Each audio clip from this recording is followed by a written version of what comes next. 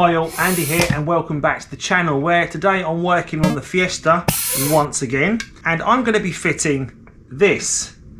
And this is a lower control arm or wishbone on the passenger side of the car for a Mk7 Fiesta.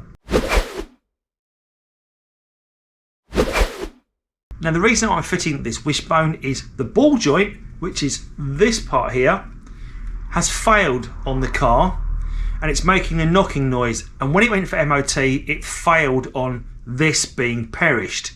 So I'm going to replace this part on the car. This part cost me £46 from GSF Car Parts. If I'd had this job done at the garage, the parts and labour was over £200.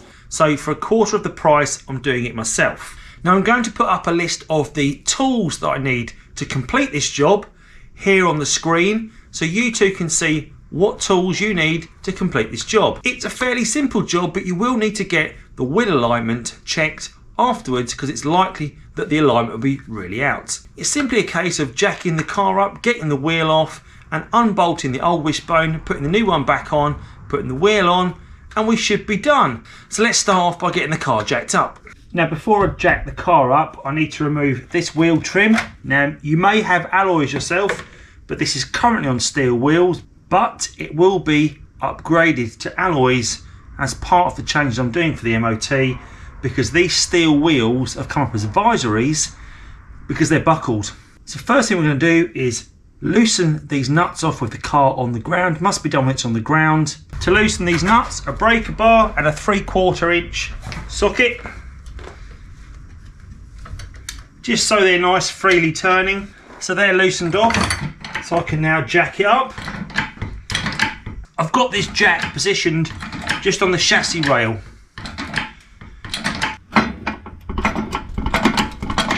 We'll get an axle stand under that to lower it onto. Now although I have backed the jack off, I'm going to leave it in place just in case there's any problem with that axle stand, and can now continue removing these wheel nuts. Now on the last nut you'll see the wheel starting to move. That's a good sign because it means the wheel is not welded onto the hub, so we haven't got to whack it off, just lift off, just like so. And with that out of the way, we can now get a look at the part in question. And it's this part here, just below the drive shaft and just below the brake caliper here. And the part that's failed is this part here that bolts into the bottom of the wheel hub. So I need to undo this bolt here, and a further bolt at the back where it connects the subframe. So when they've tested it at the MOT centre, they've put a bar in here and given it a wiggle to see if there's any play, and there is. So it's only this part here that needs replacing, but for this job I'm going to replace the whole arm. So this bolt here needs to come out. And you can see it's pretty corroded, covered in dirt. So I'm going to give it a wire brush to get it as clean as possible and then soak it in penetrating fluid so it makes the removal of the bolt much easier.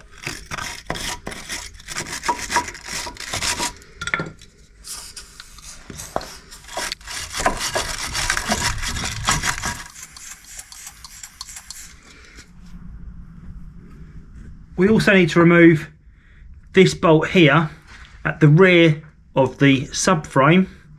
There's an outer bolt here, which is the bigger one, and this inner bolt. So this is the rear of the wishbone. So we also need to remove that too. This doesn't look too bad, but I'm going to still apply some penetrating fluid to it. There's also this front bolt here that screws into the subframe. So we also need to add some penetrating fluid to that to loosen that bolt. So we've put penetrating fluid here at the outer part of the wishbone, this bolt here, and also underneath further back. So we'll let that work its magic and see if it helps us loosen the bolts. The size for the nut at the front of the wishbone is a 15. I'm going to get my breaker bar on that and see if we can turn that. Got a slight bit of turn out of that then I noticed, but that's turning nice and easy. So the penetrating fluid has done its work. So now that's moving, we get a socket on it, we can get it undone much quicker.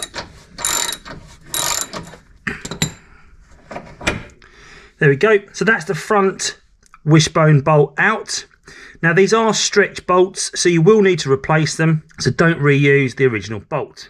For undoing this nut on the pinch bolt, if you're on the passenger side facing into the car, put your socket over the front nut of the pinch bolt, so the nut at the front of the car, and you want to pull your socket or breaker bar downwards towards you to loosen it. Otherwise you might get it the wrong way round and be trying to over tighten it.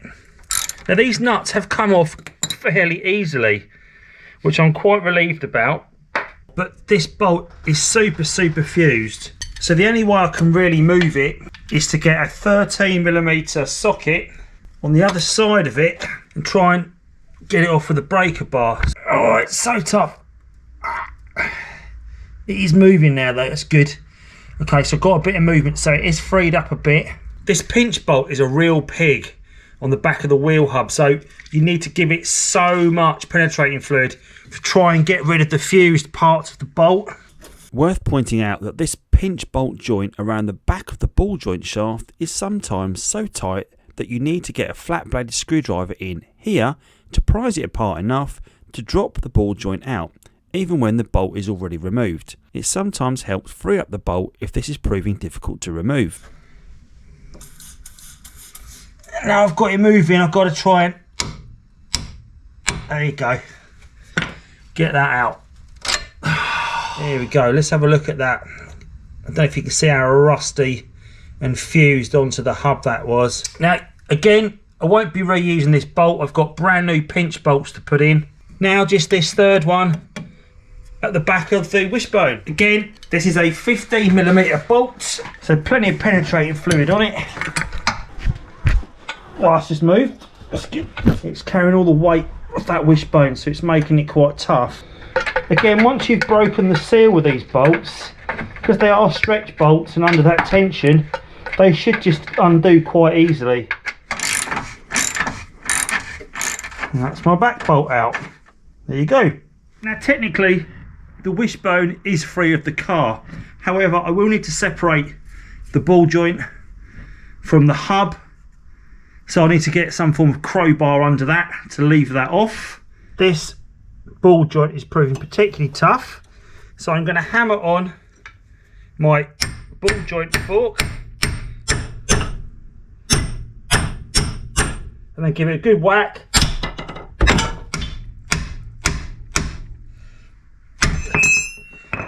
It's right out now, it's got to just prise off surely.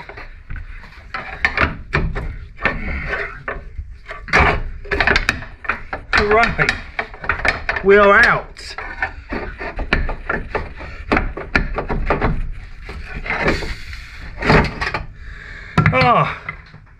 And there's the wishbone finally out. So there we go.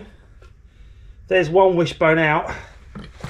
And if we take a look at this ball joint, you can maybe hear, I don't know if you can hear that, but it's squidgy. It's obviously been leaking fluid. The bellows on it have collapsed. Time to fit the new one. So here's the new wishbone in place. Now it was a bit of a pig to fit, but that could be because it's a pattern part and not an original Ford one. But the bolt fitting order is fit the one to the back first and position this. Then get the front of the wishbone in the subframe into position and put a bolt through there. Don't do them up, just put the bolts through so you can get in position. And lastly, you're going to work on the ball joint that's held in place with the pinch bolt. I'm just about to put this in place. I'm going to use the jack to raise this into position. These are lightly done up at the back, as I've said, but I think to get this raised up now, it's going to need to be pressed into place with the jack. Going back to my previous point on opening up the pinch joint with a screwdriver, you may find the joint is too tight to take the ball joint shaft without opening it up with a flat blade screwdriver.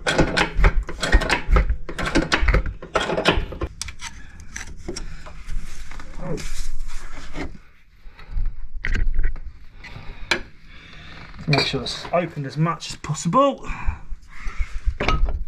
And that has slipped straight in there now, which is great because that's all the way in. So whoever said you need to use the jack to get that in, just open up the pinch bolt hole far enough and you don't need that. I'll reuse the nut because the nut that comes with it is a nylock washer. It's a bit strange. Now there is a torque setting for all three of these bolts, which I will put on screen and also detail them as I go through the tightening process. So this one is 65 Newton meters. Until you hear it click. Okay, so that's now, I need to do that 180 further round. I'll start that there. Same for this bolt. And then a further 180 degree turn for stage 2.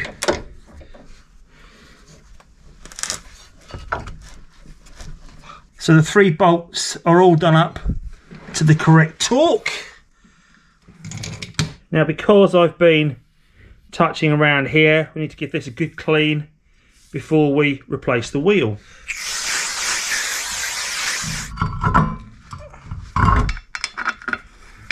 You will need to get the wheel alignment checked and adjusted after this job to ensure all 4 wheels are still pointing in the same direction.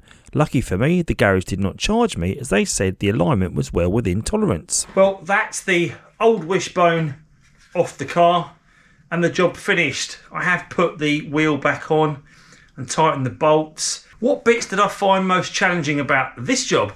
Well, that pinch bolt was a bit of a pig, if I'm perfectly honest, to get out. So make sure you use plenty of penetrating fluid to loosen it up and break down that corrosion. Also, refitting this part or putting the new one in place and getting it lined up took a bit of fiddling and working out in my head. As I said in the video, when you are refitting the new part, start with the rear bush in the subframe, then move to the front bush in the subframe and finish off with the ball joint on the end of the arm.